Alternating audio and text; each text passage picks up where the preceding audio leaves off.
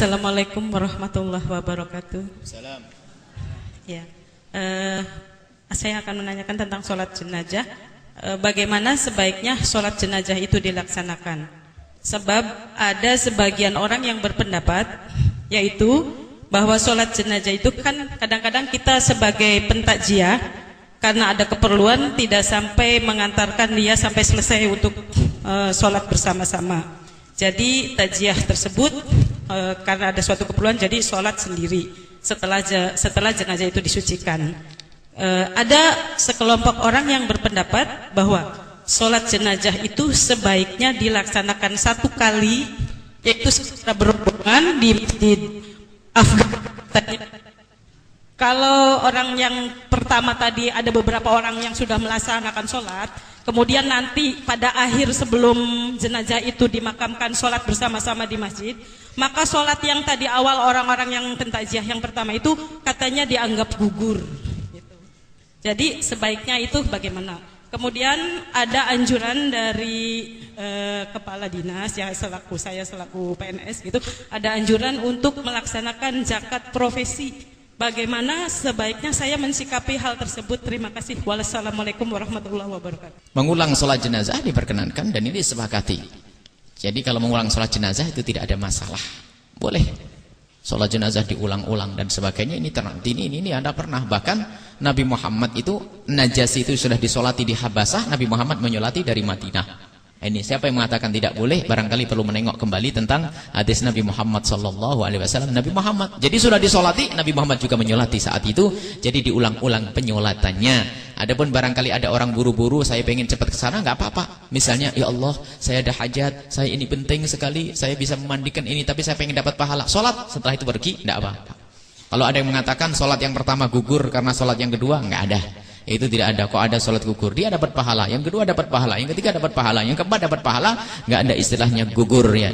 Ini nggak ada istilahnya batal pahala begitu. Yang menjadikan batal tidak ikhlas, itu bukan itu.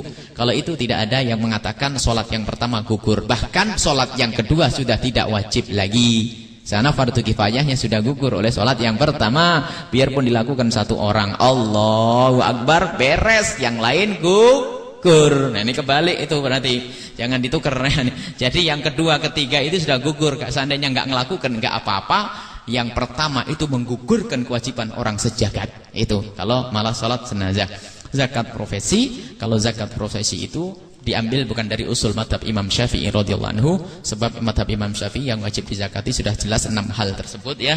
Mulai dari yang namanya pertanian, perdagangan, kemudian zakat pertanian, perdagangan, emas, perak, kemudian ternak, temuan, dan tambang.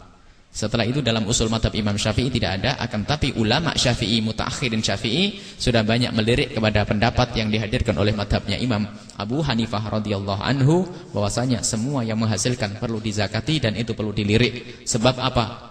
Masa yang suruh zakat petani yang hanya 10 kuintal, sarang waletnya 1 miliar gak pernah keluar.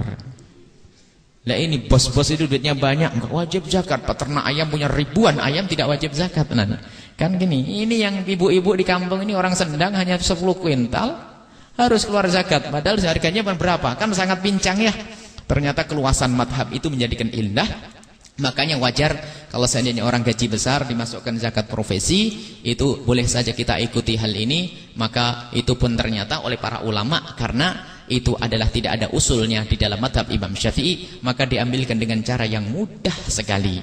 Nisabnya adalah nisab emas, bukan nisab perdagangan, bukan nisabnya pertanian. Nisabnya nisab emas, caranya seperti cara pertanian. Barangkali rinciannya ini sudah ibu pernah suatu ketika. Nisabnya nisab emas. Jadi kalau penghasilannya itu belum mencapai nilainya 94 gram emas murni, 94, 60, 26 juta. Jadi kalau dikumpulin dalam 1 tahun, sekiranya setelah diambil dari kebutuhannya, maka masih ada sisa 26 juta, maka saat itu wajib boleh, menurut ini pendapat ulama akhir ini, maka wajib mengeluarkan zakatnya dengan nisabnya seperti emas, kemudian nisabnya nisab emas, kemudian mengeluarkannya adalah seperti emas 2,5%. Cuman cara menghitungnya seperti pertanian. Jadi pertanian itu kalau kita punya Bu, ini sekental belum wajib zakat kan. Tapi habis itu nyusul, habis ini panen ini, panen ini, nyambung setahun digabungin jadi satu. Bulan ini 3 juta, bulan 2 3 juta ini. Sebab kalau bulan pertama saja kan belum wajib zakat karena belum sampai nisab. Ini adalah penggampangannya di dalam masalah zakat profesi. Ibu boleh mengikuti itu semuanya, akan tapi itu adalah bukan diambil dari usul madhab Imam Syafi'i. Kalau ibu patuh dengan itu dengan penuh kerelaan, itu adalah sungguh kemuliaan pada diri ibu dan kaum muslimin semuanya. Wallahu a'lam bishawab.